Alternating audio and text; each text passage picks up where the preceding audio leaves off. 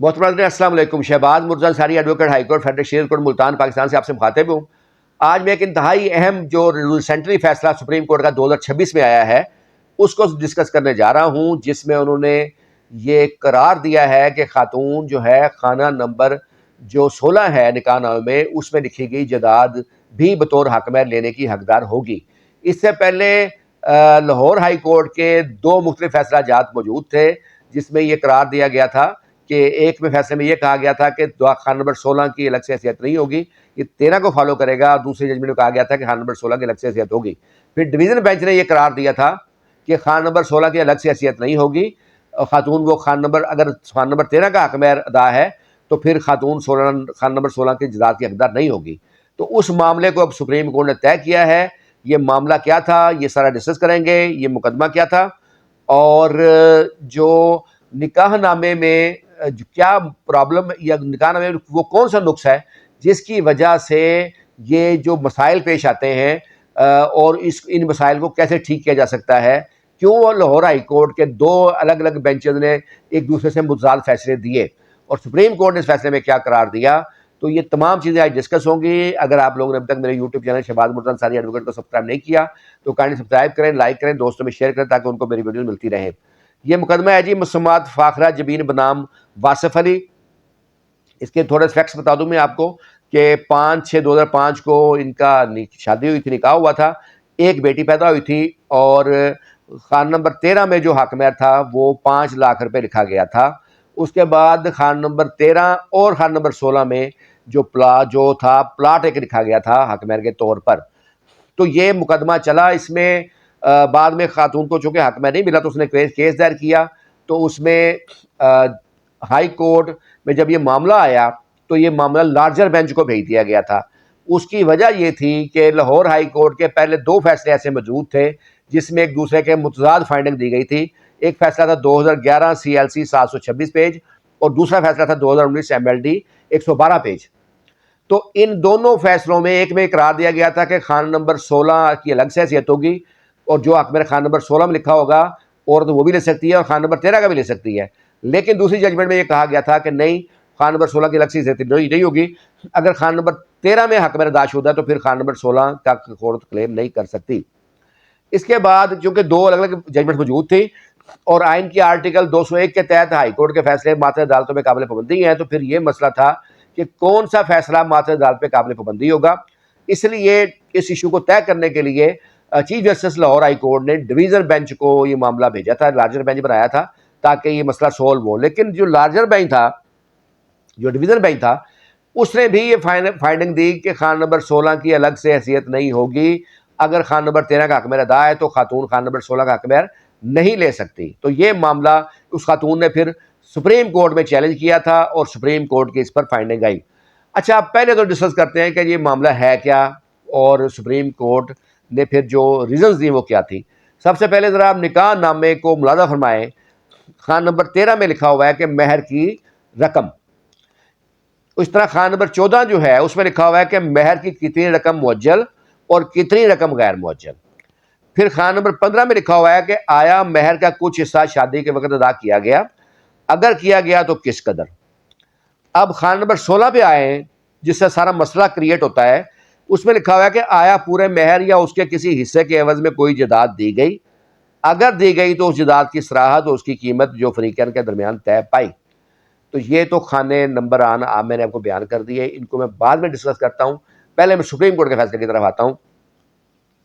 یہ جو فیصلہ ہے اس میں سپریم کورٹ نے یہ واضح طور پہ قرار دیا کہ جو نکاح نامہ ہے اس کو ہمیشہ فریقین کی نیت کے مطابق دیکھا جانا چاہیے. مطلب فریقین جو حکمہ طے کرتے ہیں وہ اتنے پڑھے لکھے نہیں ہوتے، نہ نکاح نامہ انہوں نے فل کرنا ہوتا ہے. یہ کام ہوتا ہے نکاح رجسٹرار کا کہ اس کو فل کرے، تو اس کی ذمہ داری ہے کہ درست طور فل کرے. اگر وہ فل نہیں کرتا تو section 5 Muslim family laws ordinance 1961 کے تحت قابل سزا جرم ہے اور وہ نکاح رجسٹرار کو جیل بھی ہو سکتی ہے. اس کی ذمہ داری ہے 2015 میں جو امینڈمنٹ کی گئی ہے خاص طور پہ اس کی ذمہ داری ہے کہ نکاح نامے کے تمام کالم نہ صرف فل کرے بلکہ درست طور فل کرے اور کوئی کالم خالی نہ چھوڑے، ایون کہ وہ کراس بھی نہیں لگا سکتا.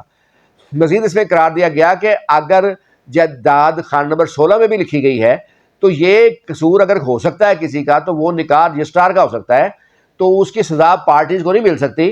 کیونکہ اگر اس بات کو مان لیا جائے کہ خانہ نمبر 16 کی جائیداد نہیں مل سکتی، خانہ نمبر 13 سے الگ نہیں ہے، خانہ نمبر 13 کو فالو کرے گی، تو اگر خانہ نمبر 13 میں حق مہر کی رقم 5 لاکھ لکھی ہوئی ادا شد ہے تو پھر تو جائیداد لکھنے کی ضرورت ہی نہیں ہے. خانہ نمبر 16 میں جائیداد لکھنے کا مطلب یہی ہے کہ وہ ایکسٹرا ایک الگ سے حق مہر لکھا گیا ہے، تو اس لیے ان دونوں کی حیثیت الگ الگ رہے گی.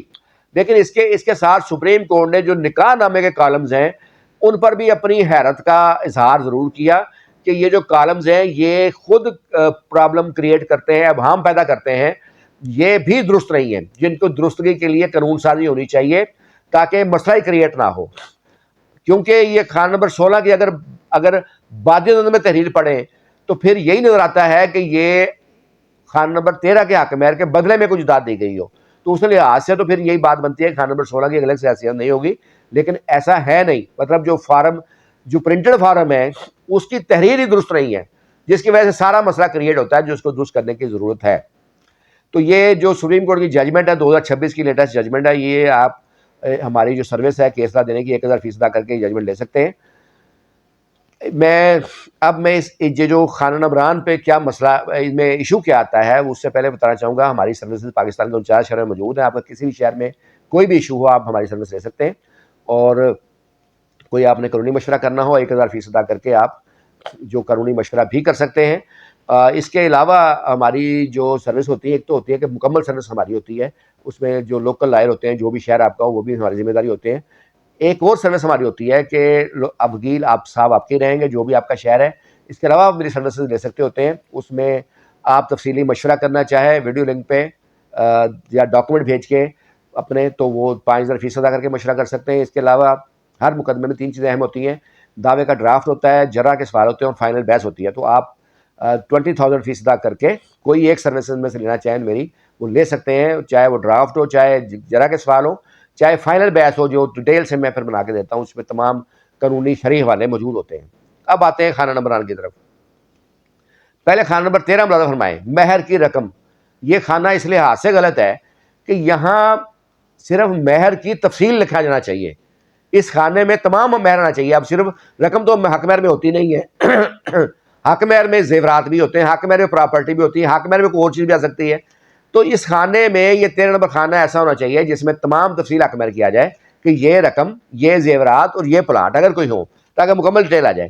اب خانہ نمبر 14 کو ملاحظہ دوبارہ فرمائیں، مہر کی کتنی رقم معجل اور کتنی غیر معجل. کتنی جو ہے رقم مطلب ادا ہوئی اور کتنی جو ہے وہ ادا نہیں ہوئی. تو یہاں بھی معجل اور غیر معجل کی بجائے اگر مہر کی کتنی رقم ادا شدہ ہے اور کتنی ادا نہیں ہوئی وہ تفصیل آ جائے تو زیادہ بہتر رہے گی، عام الفاظ آ جائیں گے تاکہ عام لوگوں کو بھی سمجھ آ سکے.